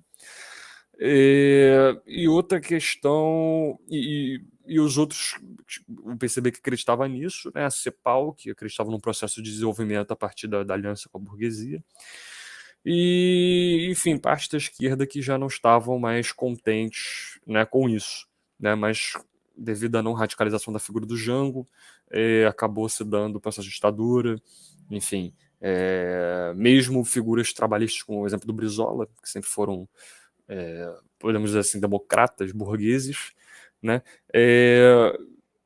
Às vésperas do golpe, pedindo ao Jango para que fechasse o Congresso, para que se pudesse institucionalizar as reformas de base, né? Então, um próprio fragmento do trabalhismo se juntou à causa da Revolução, cujo povo seja protagonista, né? Então é importante se mencionar isso. Outra coisa, em relação à teoria weberiana que desconsidera classes, né? Isso é essencial, né? Isso, inclusive, aponta um pouco para o caráter da nossa burguesia, que é um ponto de influência, um ponto de tensão muito importante da gente citar por que a gente não tem um projeto de desenvolvimento nacional, né? E que o projeto de desenvolvimento nacional que a nossa burguesia tinha, ela morre junto com Vargas, né? O suicídio de Vargas, inclusive o Marini, ele usa muito o suicídio de Vargas como um ponto de ruptura, né, do que a gente poderia chamar de uma burguesia nacional brasileira, né, na figura, por exemplo, da Fiesp, né, que queria encabeçar um processo de desenvolvimento no Brasil, né, e que ela rompe e se alia com a burguesia internacional, né, na figura do imperialismo, por exemplo, né, e aí, enfim, com seus vários tentáculos, no aparelho ideológico de Estado, na Globo, nas jornais, etc., e que acaba respondendo em grande parte por que o nosso capitalismo assume uma feição dependente, né, e subdesenvolvida. E uma última coisa, antes de entrar nas questões, em relação à tese do feudalismo, que é uma coisa que aparece no texto também que eu acabei não citando, que a Vânia Bambir, inclusive, cita o João Pedro Stedley, que outrora foi uma figura muito importante nessa radicalização e que hoje, enfim, acabou virando, assim, como o MTST também acabou virando um cabo eleitoral, né? Perdeu a sua feição combativa, né, que se tinha até os anos 80, e que a tese do feudalismo ela também vai ser muito criticada pela Vânia Bambirra, não nesse escrito desses 2 primeiros capítulos do Capitalismo Independente Latino-Americano, né, mas de que, de certa forma, né, principalmente no PCB, né, nos teóricos do PCB na época, se acreditava que o Brasil foi, né, durante a colônia, um país feudal, né? Quando na realidade, aí entrando nesse capítulo da Vânia Bambirra, na verdade o Brasil ele já é inserido no capitalismo quando os europeus chegam aqui, né? Ele já é inserido no capitalismo de lógica mercantil, né? Que já estava, enfim, já tinha desabado a Idade Média, o feudalismo, a circulação monetária tinha voltado, as cidades voltaram a ser o grande centro das decisões políticas, da cidadania, enfim, isso acaba se refletindo que o Brasil ele já é acoplado ao mercado mundial, como diria Marx, né? Quando ele fala um pouco sobre a América Latina, né? Por exemplo, tem aquele livro maravilhoso sobre os escritos de Marx, né? que o Garcia Linera, né? Que foi o vice do Evo Morales resgata, né? Em relação aos escritos de Marx sobre a América Latina. E, enfim, isso é importante ser frisado. Entrando nas questões propriamente, a questão da Yasmin é uma questão muito burra. O método da Bambirra, da Vânia Bambirra de dependência e a noção que a gente tem de Revolução Brasileira. Porque, e aí eu vou entrar um pouco no que o Darcy Ribeiro também diz, né, que tem uma clássica frase do Darcy Ribeiro que diz: nossos caminhos não serão japoneses, se eu não me engano, e nem soviéticos, mas serão brasileiros, né?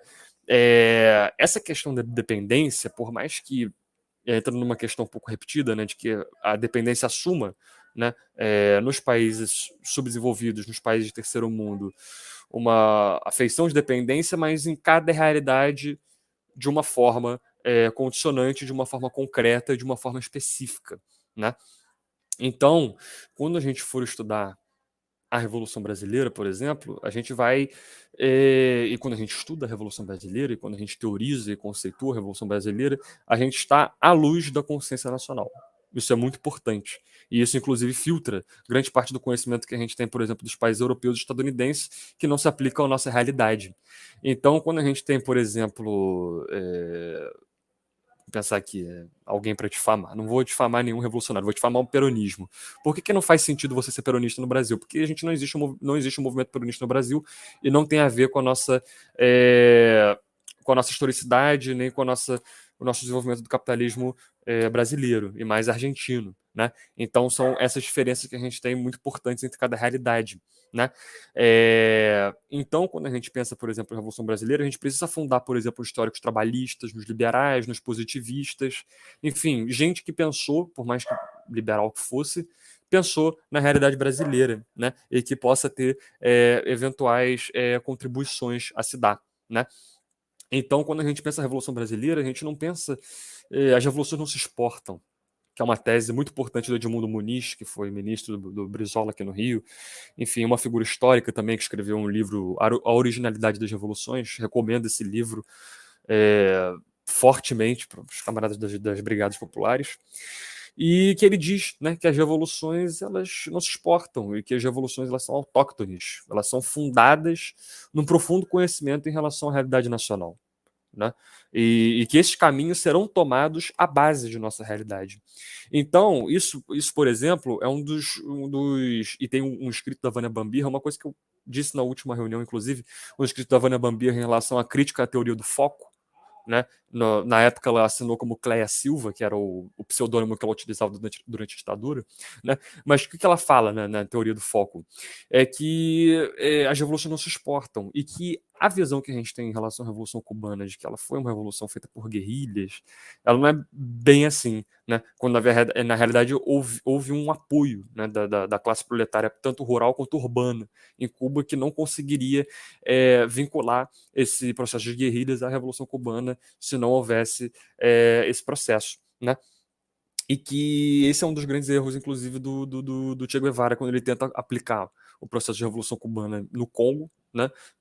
Fracasso, e depois na Bolívia, quando é assassinado, né? O que ele tenta? Ele tenta fazer o mesmo, vamos dizer assim, não quero usar esse termo, mas ele tenta exportar, né, a Revolução Cubana para esses diferentes países quando são fundados em realidades tão discrepantes, né, em realidades históricas, materiais, culturais tão distantes, e que não vão corresponder àquela revolução que já serviu para a realidade cubana e que serve unicamente para a realidade cubana. A revolução é um fenômeno único, que ocorre, que só pode ocorrer em uma realidade nacional, né? E ela é fundada nessa realidade nacional. Então, esse foi um dos grandes erros do Che, né? Que a gente precisa estar em constante revisão, né? Então, quando a gente fala, quando a gente debate em relação à dependência, a gente debate de que não existe um caminho, né, dentro da ordem que se possa estabelecer, né, dentro da ordem capitalista que a gente possa estabelecer para o subdesenvolvimento da nossa dependência, né? Então essa é a grande contribuição que a Vânia Bambir tem para a nossa atuação.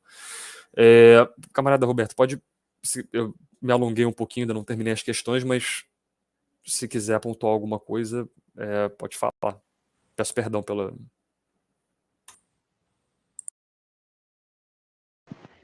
Sim, porque retomar alguns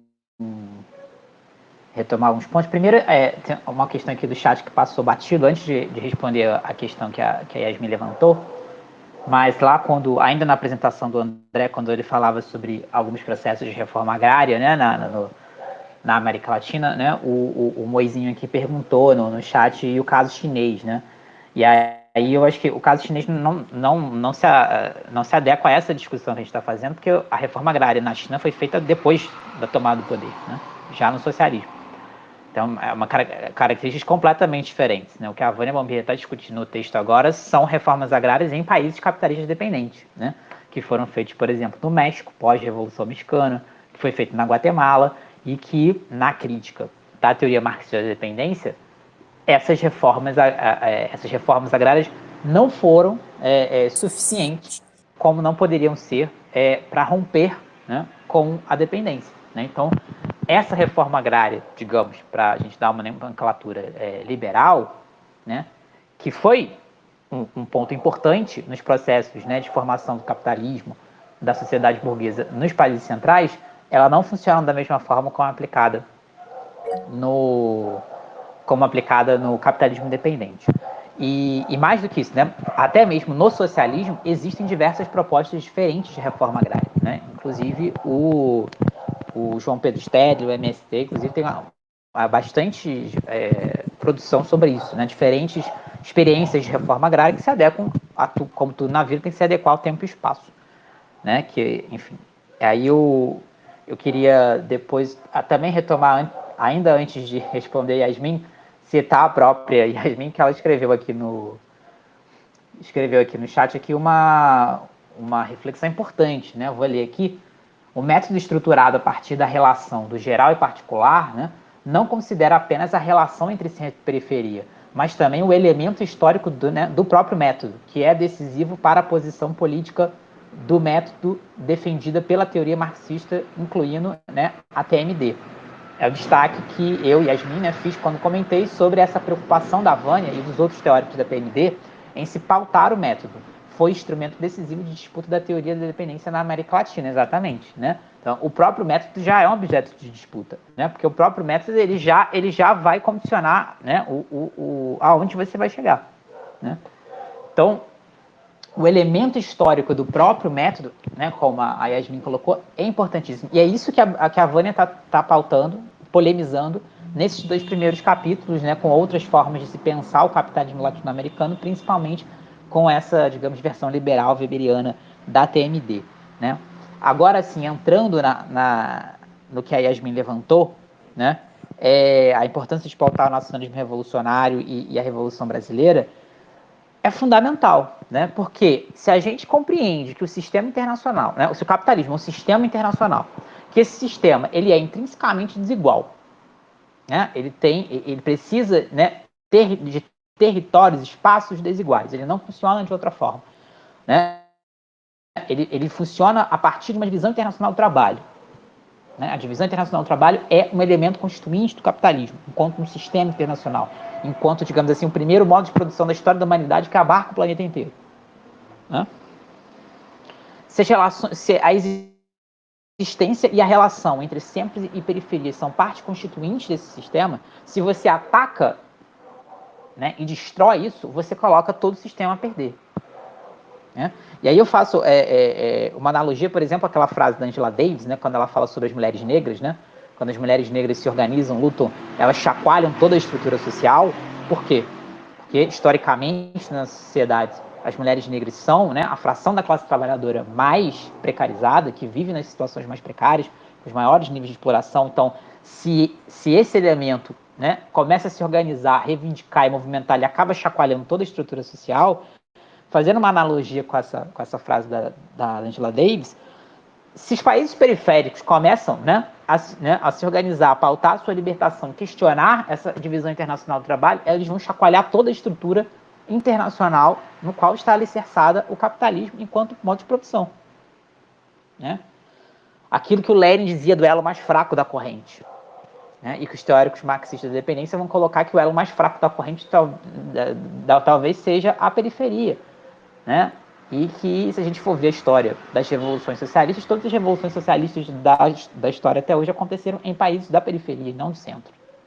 Né? Inclusive a Rússia, que a Rússia era periferia, ou uma semi-periferia do capitalismo naquele momento. Né? Revolução Chinesa, Revolução Cubana, todos os processos de independência né, do então Terceiro Mundo que se orientaram pelo socialismo no século XX, né, até mesmo agora a experiência da Revolução Bolivariana na Venezuela, são países da periferia do capitalismo. Né? Então é uma provocação que é lançada.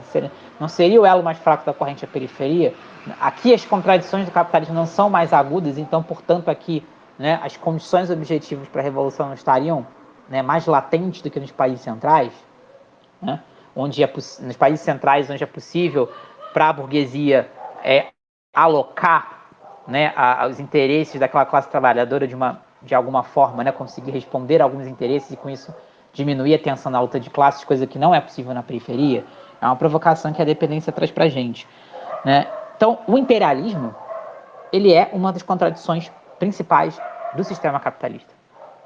Né? Talvez seja a principal, se a gente for pensar o capitalismo como sistema internacional. Né? A dominação imperialista, né, as imposições sobre os países periféricos, essas relações de dependência, né, e, claro, as relações, né, estruturais que as burguesias dependentes têm como sempre, talvez, né, seja a contradição principal do capitalismo hoje. Então, se a gente ataca isso, a gente sacode toda a estrutura capitalista internacional. Aonde entra o nacionalismo revolucionário nisso? O nacionalismo revolucionário ele entra como um componente ideológico fundamental para impulsionar as lutas de classes nos países periféricos. Porque a nacionalidade ela é um sentimento real que é compartilhado, né, por uma determinada população. Ela é construída historicamente e ela é uma experiência compartilhada. Né? E a gente sempre lembra a frase do Darcy Ribeiro, né? Nós somos povos impedidos de sermos nós mesmos. Né? Ou seja, porque existe um processo de dominação, existe um processo de espoliação que inclusive se manifesta no âmbito cultural, se manifesta no âmbito social, no cotidiano das relações, né? De subjugação, né, dos elementos periféricos. Né? Então, o nacionalismo revolucionário ele é uma ideologia revolucionária, né, que tem que ser trabalhada pelas forças revolucionárias das sociedades periféricas, porque ele tem a capacidade de aglutinar os interesses de classe também e impulsionar o processo revolucionário, porque nos países periféricos só a classe trabalhadora pode levar às últimas consequências, né, os interesses nacionais. A burguesia não pode. E a história dos nossos países demonstra isso. Porque as burguesias dependentes não têm interesse em levar as libertações nacionais, os interesses nacionais às últimas consequências, porque elas são sócias, né, dos interesses externos. É isso que a Vânia, né, fala pra gente aqui, né? A periferia não é só, a dependência não é só a imposição de externa para interna, né? Existe toda uma estrutura interna que está configurada nessa constituição de dependência e que determina a posição dominante desta classe burguesa nos países periféricos. Então, eles não vão fazer uma revolução, mesmo que burguesa, mesmo que dentro dos marcos do capitalismo. Não vão. Então, só quem pode levar, né, a questão nacional, suas últimas consequências na periferia é a classe trabalhadora e, portanto, por isso que o nacionalismo na periferia, ele tem nacionalismo de verdade, tá, gente? Não é esse nacionalismo de boutique do Bolsonaro. O nacionalismo verdadeiro, os verdadeiros interesses da nação só podem ser levados na periferia às últimas consequências pela classe trabalhadora. E essa é o fundamento do nacionalismo revolucionário. E aí, né, eu vou pegar o próprio exemplo do André e vou discordar do André, né? Quando o André coloca que o Brizola era um democrata burguês, não, o Brizola era o maior revolucionário do Brasil em 1964. A posição dele, justamente por essa vertente nacionalista revolucionária que ele traz, estava mais à esquerda, era mais radical e mais revolucionário do que os próprios comunistas, né? E a ala esquerda do PTB, naquele momento, inclusive, é mais à esquerda do que a proposta do PCB, né? E por isso mesmo que, né, por mais que os comunistas do PCB, obviamente, tenham sido, claro, que foram, né, perseguidos, torturados e desbaratados, mas o primeiro movimento da repressão é contra os nacionalistas revolucionários do Brizola, né? Era o Brizola, inclusive, que estava defendendo luta armada no Brasil naquele momento, não era o PCB, né? Então, assim, é bom lembrar também, e aí também pega o próprio exemplo que a Vânia tem, né? Os sujeitos se formam no processo, né? Os sujeitos se formam no processo, ninguém nasce comunista revolucionário, né?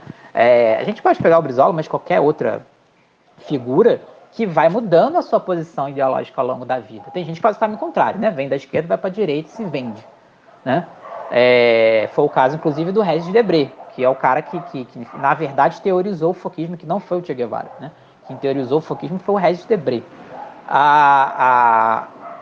Que saiu de um radicalismo, né, um ultra-radicalismo com a teoria do foquismo, que é completamente equivocada, e a crítica que a Vânia faz, que o André citou, é correta, mas depois essa gente que vai muito, né, no ultra, depois faz o movimento inverso e acaba na direita, que aconteceu com ele, né? Tem gente que faz, felizmente, o outro movimento, né? Vai saindo de posições mais brandas, vai compreendendo a realidade e vai tomando posições cada vez mais consequentes, que foi o caso do Brizola, do trabalhismo nacionalista revolucionário naquele momento, em 64. Né? Agora, só para fechar essa questão fundamental que a Yasmin colocou, né? É um componente que está presente em todos os processos revolucionários latino-americanos. Né? O que é a Revolução Cubana, se não uma revolução profundamente nacionalista? Né? O que é a experiência da Revolução Bolivariana na Venezuela, que se não uma experiência profundamente nacionalista? Né? Então, assim, e não há contradição de nacionalismo e socialismo. Nenhuma, zero. Né? Inclusive os símbolos, né? Muita gente fala que a bandeira do Brasil, não sei o que lá, etc. Gente, a bandeira de Cuba é a mesma bandeira do século XIX. Né? A capacidade que o movimento revolucionário cubano teve de agregar, né, toda a simbologia da pátria e transformar aquilo numa simbologia revolucionária, socialista e popular. E isso é fundamental. Né? Uma vez, numa entrevista, o Fidel Castro ele fala, né, fazendo um balanço do século XX, e perguntam para ele assim, né, o que os socialistas, os revolucionários mais subestimaram no século XX? E aí ele responde: nós subestimamos duas coisas, o nacionalismo e a religião. Né? E aí eu acho que a Revolução Cubana, inclusive, é um grande exemplo disso. Né? A que mistura a revolução social com a libertação nacional. Né? E não há saída na periferia que se não misture libertação nacional e revolução social. Né? Ou seja, a revolução social contra a ordem, né, capitalista, e a libertação nacional contra a ordem capitalista internacional do imperialismo. Só para fechar, né, A Yasmin está colocando aqui que não tem contradição com o internacionalismo. Não há contradição nenhuma entre nacionalismo revolucionário e internacionalismo. Muito pelo contrário. Um alimenta um outro. E para se ter uma posição internacionalista competente, tem que libertar primeiro o seu país. Senão você não tem. Você pode ter uma solidariedade com as revoluções pessoal ou, se forem organizações, uma solidariedade de um partido de movimento. Mas um país só consegue ser solidário internacionalista com o outro se a classe trabalhadora estiver no poder. A gente pode dizer que hoje, por exemplo, que Cuba e Venezuela têm uma relação de solidariedade internacional. A gente não pode dizer que o Brasil tem uma relação de solidariedade internacional com Cuba. As organizações de esquerda brasileiras é que tem. É diferente. Tá? E aí é fundamental a ideia de que, né, a revolução, a libertação nacional e a revolução social vêm juntas. Só para fechar, a primeira revolução da história da América Latina e do Caribe, né, foi uma revolução nacional e revolução social ao mesmo tempo, que foi a independência do Haiti. A independência do Haiti ela foi uma revolução social, porque a classe dominada tomou o poder da classe dominante, como os escravos se rebelam, né, e destroem o sistema escravista e tomam o poder daquela classe dominante branca, proprietária, senhorial, né, e ao mesmo tempo foi uma revolução de libertação nacional, que rompe com o colonialismo francês, né? Rompe com a dominação externa e proclama uma república. Né? E por isso mesmo ela vem sendo durante 200 anos completamente destruída. Né? Para quem acha que o bloqueio econômico nasceu com Cuba, não. O que fizeram com o Haiti independente no século XIX foi um bloqueio econômico. E foi por isso que destruiu a economia do Haiti, sabotou completamente o processo de independência. E as sequelas disso se encontram no Haiti ainda hoje, 200 anos depois. Né? A Luísa escreveu aqui, deixa eu ver o que ela escreveu. Alguns cubanos falam de uma elite dentro do país, como isso poderia ser avaliado? Eu trabalhava no atendimento a alguns alunos cubanos e eles falavam que podiam comprar, mas que lá também existia essa elite que vivia bem e o resto da população na pobreza. Qual é a diferença entre o capitalismo que segrega as classes sociais e uma outra organização que faz o mesmo? Luiz, é importante a gente mencionar, identificar algumas coisas, né? Situar. O marxista sempre tem que situar as coisas. Né? Primeiramente, Cuba é um país socialista com uma outra estrutura econômica. Não dá para comparar com o capitalismo independente. Segundo, Cuba é um país acossado, bloqueado, né? Sabotado há mais de meio século. Isso vai condicionar o desenvolvimento do socialismo cubano. Né? E terceiro, a gente não pode ter uma visão que muitas vezes se tem na esquerda, né? Inclusive na militância de esquerda, de que o socialismo é uma espécie de paraíso na Terra. Né? Tudo vai dar certo. Eu costumo brincar às vezes que uma parte da militância de esquerda às vezes confunde socialismo com a visão do paraíso cristão. Né? Aquela coisa bonita, grama verde, as frutas caindo, né, da árvore, a gente não precisa trabalhar, não precisa fazer nada. Né? Não é isso. Né? E principalmente não é isso se você é um país pequeno com poucos recursos que está ali no lado, né, do seu maior inimigo, né, do imperialismo. Portanto, a experiência socialista cubana ela é uma experiência historicamente condicionada. Ela está acossada a todo momento. Né? Cuba é uma sociedade estruturada para responder uma invasão norte-americana a qualquer momento. Né? Muito dentro, inclusive, da estratégia de guerra popular adaptada, obviamente, à realidade cubana, né? Mas que foi desenvolvido no Vietnã, onde cada cidadão vira um combatente. Né? Foi um dos elementos que levou o Vietnã a derrotar os Estados Unidos. Né? Mas dialoga muito com essa proposta vietnamita. Né? O que alguns colegas que estudam mais Cuba colocavam é o seguinte: burguesia não existe. Não existe proprietários de meios de produção em Cuba. Isso não existe. Né? Agora, ainda existem distinções sociais. E no socialismo existem distinções sociais. Né? No socialismo ainda existem distinções sociais. O que muito acontece em Cuba era o seguinte, né? Existem duas moedas em Cuba. Né? Existe a moeda normal, né, que é o peso cubano, e o cuc, né, que era a moeda utilizada no turismo. E o que muitos colegas que estudam Cuba dizem é o seguinte: quem ganha em cuc, que geralmente são os setores, né, do trabalho ligados à esfera do turismo, quem ganha em cuc, né, o cuc vale muito mais que um peso, converte o cuc para o peso, então você acaba tendo uma capacidade de consumo maior do que a parte da população que ganha em pesos. E, obviamente, isso vai levar a distinções sociais, né? Então, tinha um amigo meu, inclusive, que brincava assim, existem duas classes sociais em Cuba, os que ganham peso e os que ganham cookie, né? Claro, uma brincadeira, né?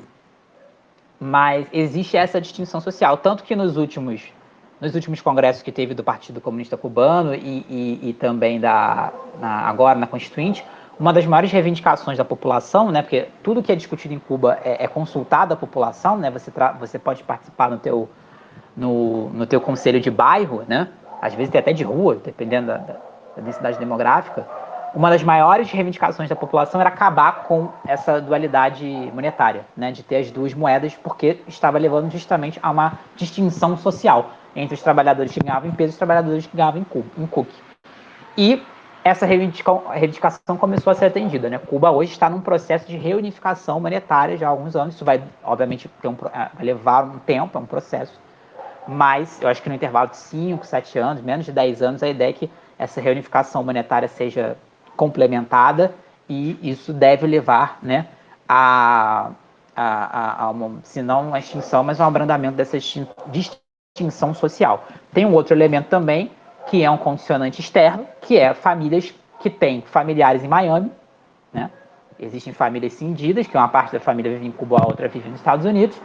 Quem mora nos Estados Unidos envia dólares para a família em Cuba, né? Isso também vai pesar na distinção social, no acesso, né, ao bem-estar. Inclusive, uma das sanções que o Trump, né, arrochou contra Cuba foi impedir esse envio, né, de dólares de cubanos americanos para as famílias que moram, a parte da família que mora em Cuba. O Joe Biden, inclusive, acabou de retirar essa restrição agora, mês passado, umas semanas atrás, tá? O Gabriel diz aqui que o socialismo é contraditório, mas é melhor ter as contradições do socialismo que do capitalismo também. Em Cuba, nenhuma criança dorme na rua, exatamente, né? Diz um amigo meu que ninguém resolve um problema, né? Você troca um problema por outro, né? De maior dimensão. Eu prefiro trocar os problemas do capitalismo pelos problemas do socialismo. Gabriel levantou a mão aí para falar, né? Fala aí, Gabriel. Não, eu não, cara. Não levantei, não.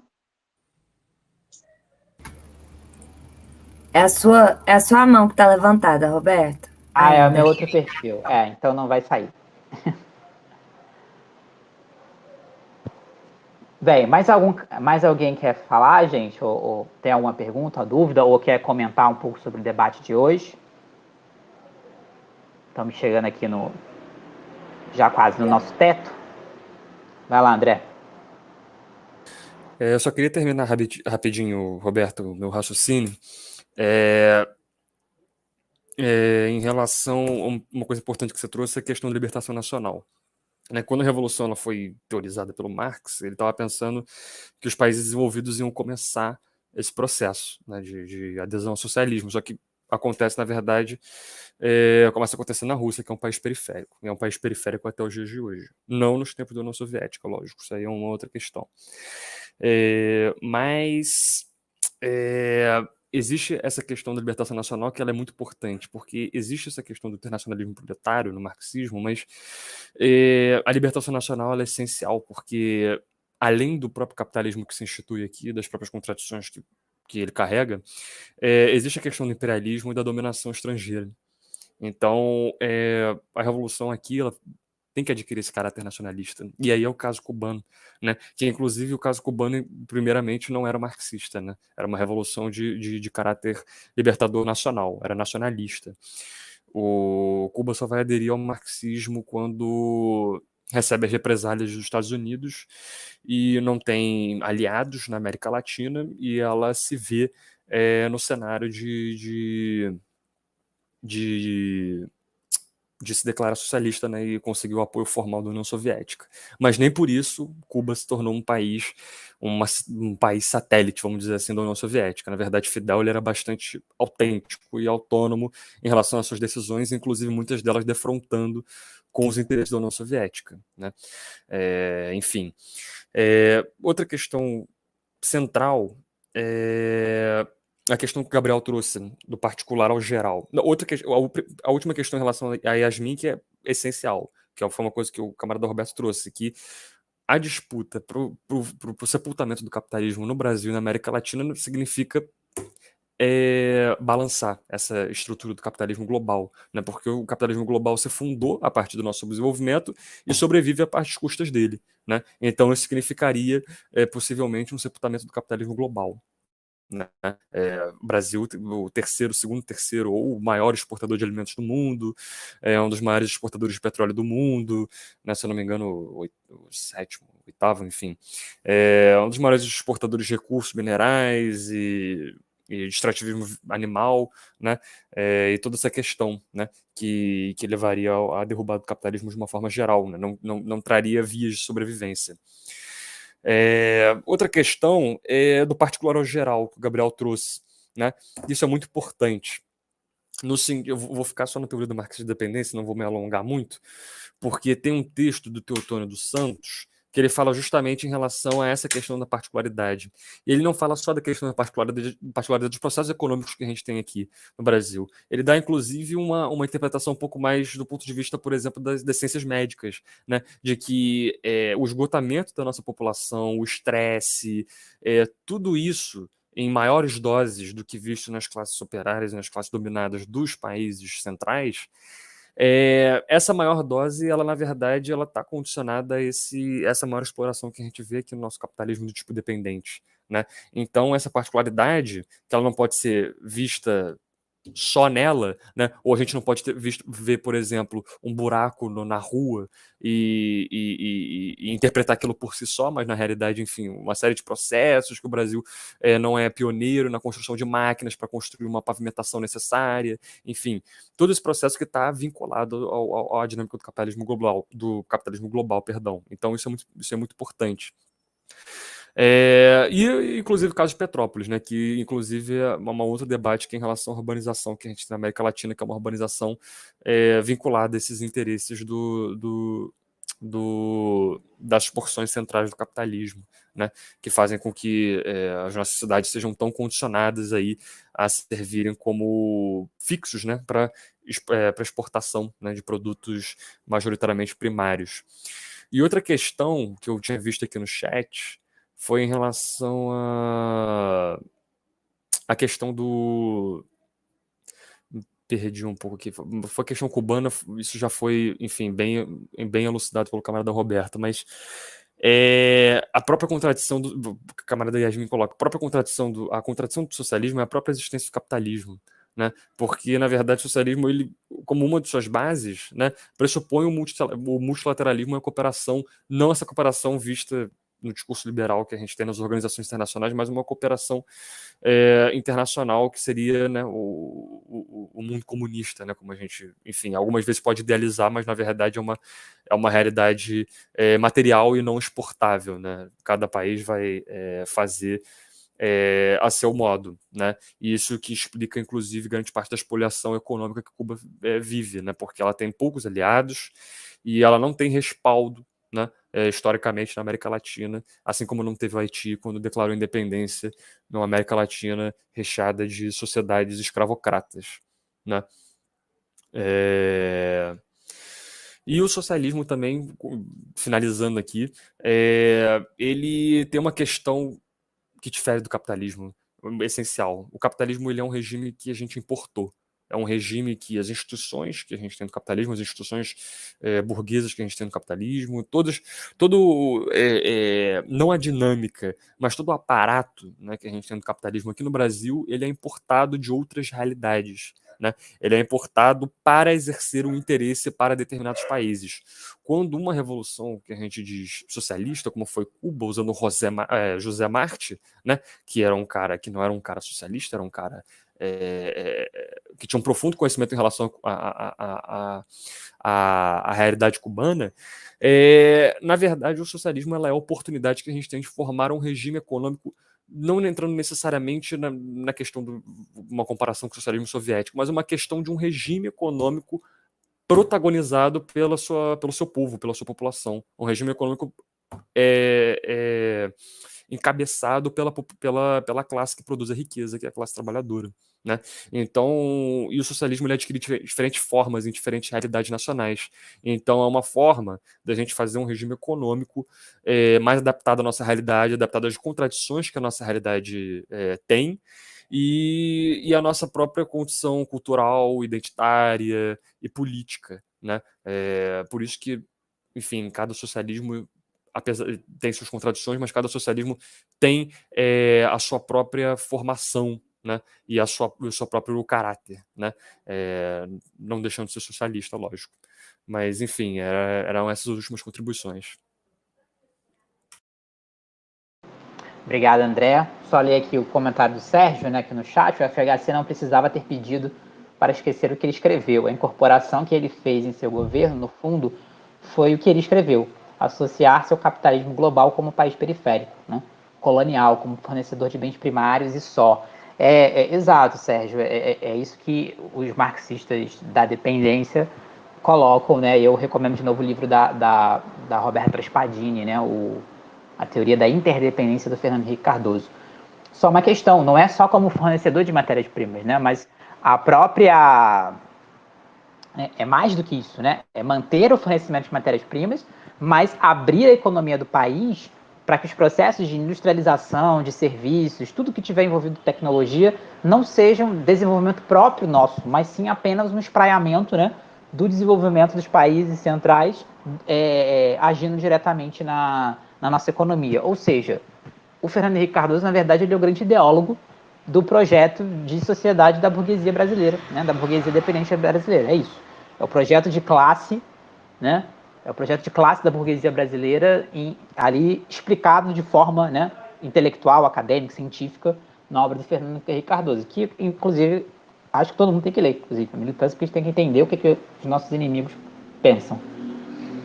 O Moizinho colocou aqui, né? Até porque o modelo da ideia de algo estático, o socialismo é um movimento no processo histórico. Exatamente. Ok? Bem, gente, a gente está chegando aqui no nosso limite, né? Aqui no nosso teto, na verdade. Né? Eu queria novamente agradecer ao André pela apresentação, o comentário de todo mundo aqui, né? Pedir para ninguém sair da sala, a gente vai já fechar aqui a gravação, mas para continuar na sala para a gente organizar o próximo encontro, tá? No próximo encontro a gente vai continuar com esse livro, mas vamos para outros 2 capítulos. Nós não vamos ler livros inteiros nesse grupo de estudos, vamos ler trechos de algumas obras justamente para a gente poder variar de autores, né? Mas na próxima encontro a gente continua com esse livro, Capitalismo Dependente, da Vânia Bambirra. Nós vamos ler o capítulo 3, né, Proposta de Tipologia das Sociedades Dependentes, e o último capítulo, que é o capítulo 11, Os Resultados e Tendências do Capitalismo Dependente na América Latina. Nessas sessões, a Vânia aí vai apresentar a tipologia dela sobre as experiências de capitalismo independente na América Latina e vai colocar quais são as propostas para o capitalismo independente, tanto à esquerda quanto à direita, ok? Então, eu agradeço todo mundo que participou, agradeço você que está vendo ou ouvindo, né, a gravação, tá? E convido todos a estarem com a gente novamente no nosso próximo encontro, que será o encontro número 3, tá? Um abraço para todo mundo, Pátria Livre, e até a próxima.